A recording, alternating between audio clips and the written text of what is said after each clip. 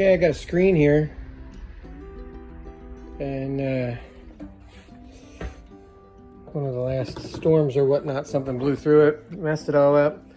I've never rescreened a door before or a window, and I'm gonna try it.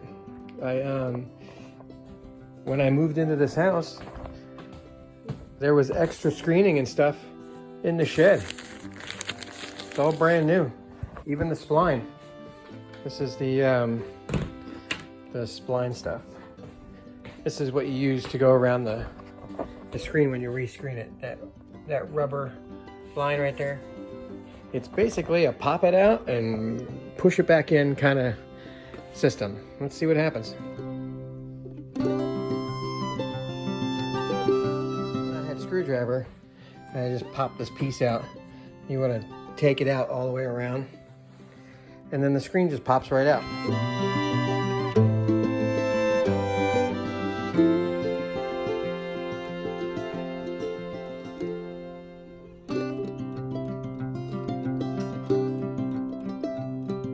Holy moly, that was so easy. I didn't even realize how easy it was going to be.